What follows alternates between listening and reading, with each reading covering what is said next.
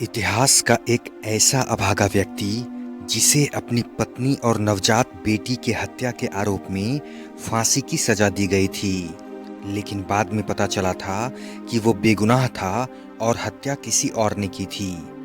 Timothy John Evans London स्थित अपने घर में अपनी पत्नी और बेटी के साथ रहते थे। जनवरी 1950 में इवांस पर उनकी बेटी की हत्या का मुकदमा चलाया गया और उन्हें दोषी ठहराया गया। 9 मार्च को उन्हें फांसी पर लटका भी दिया गया। अपने मुकदमे के दौरान इवांस ने अपने नीचे वाले पड़ोसी जॉन क्रिस्टी, जो अभियोजन पक्ष का मुख्य गवाह था, पर हत्याएं करने का आरोप लगाया। इवांस की फांसी के 3 साल बाद पता चला कि जॉन क्रिस्टी एक सीरियल किलर था, जिसने अपनी पत्नी एथेल सहित एक ही घर में कई अन्य महिलाओं की हत्या कर दी थी। क्रिस्टी को स्वयं मौत की सजा सुनाई गई थी और फांसी की प्रतीक्षा करते समय उसने श्रीमती इवांस की हत्या करना कबूल कर लिया। 1966 में एक आधिकारिक जांच में निष्कर्ष निकाला गया कि क्रिस्टी ने इवांस की बेटी गेराल्डिन की हत्या कर दी थी और इवांस को मरणोपरांत क्षमादान दिया गया था। उच्च न्यायालय ने लागत और संसाधनों के आधार पर 2004 में इवांस की हत्या की सजा को आधिकारिक तौर पर रद्द करने की कार्यवाही को खारिज कर दिया, लेकिन स्वीकार किया कि इवांस ने अपनी पत्नी या बेटी की हत्या नहीं की। अंग्रेजों द्वारा गलत तरीके से फांसी दिए जाने के पूरे 54 साल बाद।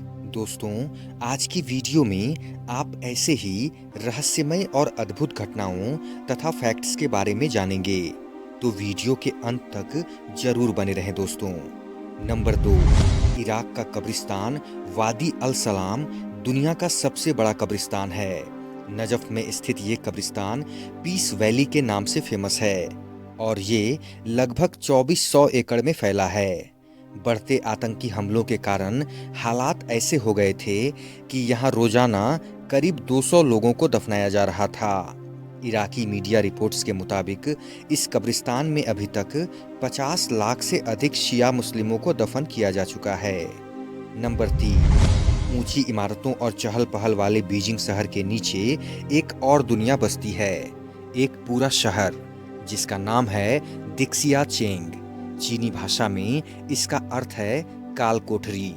इसे अंडरग्राउंड वॉल भी कहते हैं। दूसरे विश्व युद्ध के बाद दुनिया में शीत युद्ध का दौर था, जब चीन के तत्कालीन जोऊ इनलई सरकार ने फैसला किया कि उसे जमीन के नीचे भी एक शहर बसा लेना चाहिए, ताकि अगर कोई देश बमबारी करे तो कम से कम राजधानी के लोग सुरक्षित बच जाएं। चीन को खासकर रूस से डर था। सीनो सोवियत बॉर्डर को लेकर रूस से उसकी सैन्य मुठभेड़ भी हो चुकी थी, तो दूसरे वॉर से घबराया चीन अंदर ही अंदर लड़ने और बचने की तैयारी करने लगा। साल 1969 में फैसला हुआ और आम लोग इस काम में लगा दिए गए। पुराने और तब के सबसे ताकतवर नेता माओ जेडांग ने नागरिकों से अपील की थी कि वे अपने काम से लौटकर जमीन की खुदाई करें। उस समय का नारा था, गहरी से गहरी सुरंग खोदो, खाना स्टोर करो और युद्ध के लिए तैयार रहो। जेडांग देश के नेता थे। लोगों पर इस संदेश का भारी असर हुआ और वे रूटीन में जमीन खोदने लगे। माना जाता है कि तब बीजिंग के 3 लाख से ज्यादा लोग जमीन की खुदाई में लग गए। ज्यादातर के पास छोटी कुदालें थी, वहीं बहुत से लोग हाथ से ही मिट्टी हटाने का काम किया करते। अगले 10 सालों तक ये काम चलता रहा और एक शहर तैयार हो गया। शहर जमीन के अंदर कितनी दूर तक फैला है, इस बारे में कहीं कोई निश्चित जानकारी नहीं मिलती।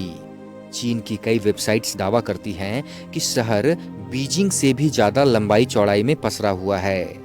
वहीं इसकी गहराई 18 मीटर तक है, जहां ऊंचे मकान भी बने हुए हैं।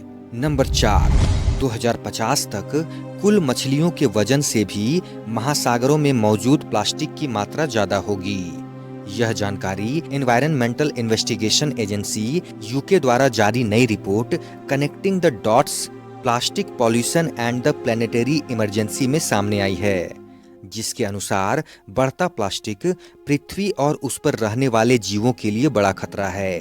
रिपोर्ट के अनुसार दुनिया भर के महासागरों में मौजूद जो कुल मछलियों का वजन आंका गया है वो करीब 70 करोड़ टन है। वहीं अनुमान है कि महासागरों में पहुंच चुके कुल प्लास्टिक कचरे की मात्रा 2025 में करीब 25 करोड़ टन होगी, जो 2040 तक बढ़कर 70 करोड़ टन तक पहुंच जाएगी। वहीं अनुमान है कि 2050 तक यह कचरा मछलियों के कुल वजन से भी ज्यादा होगा। हालांकि रिपोर्ट के अनुसार यह जो नजर आता है वो इस प्लास्टिक के बढ़ते खतरे के केवल एक बहुत छोटे से हिस्से को दिखाता है। आम धारणा के विपरीत ज्यादातर प्लास्टिक हमारी आंखों से ओझल रहता है। समुद्र की सतह पर मौजूद लगभग 92% प्लास्टिक माइक्रो प्लास्टिक के रूप में मौजूद है, जिसका आकार 5 मिलीमीटर से भी कम है। नंबर 5, मीडिया रिपोर्ट्स के मुताबिक दुनिया की सबसे पुरानी कंपनी का नाम कोंगो गूमी है, जो जापान के ओसाका शहर में स्थापित है। ऐसा माना जाता है कि कोंगो गूमी कंपनी की शुरुआत साल 578 ईस्वी में शिगे मित्सु कोंगो नाम के एक कोरियाई बिल्डर ने की थी। इस तरह इस कंपनी की उम्र 1445 साल से भी अधिक हो चुकी है और इसे करीब 40 पीढ़ियों ने चलाया है। नंबर 6, इंग्लैंड के विल्टशायर में सैलिसबरी मैदान पर बना स्टोनहेंज विश्व प्रसिद्ध स्मारकों में से एक है।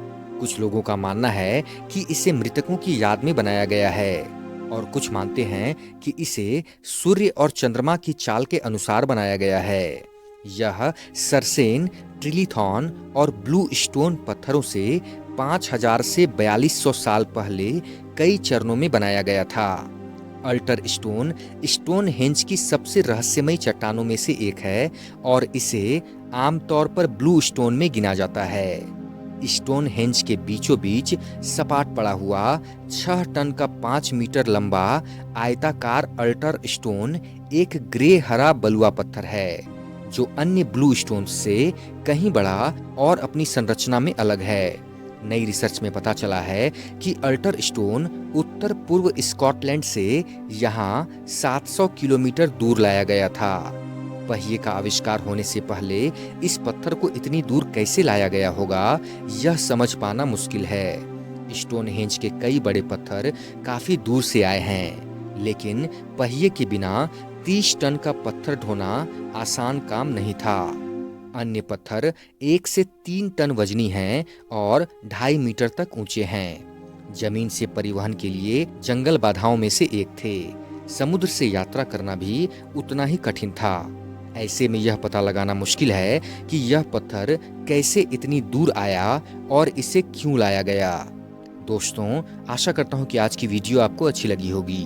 अगर वीडियो अच्छी लगी हो तो लाइक करें, कमेंट करें, शेयर करें और प्लीज दोस्तों चैनल को सब्सक्राइब जरूर किया करें।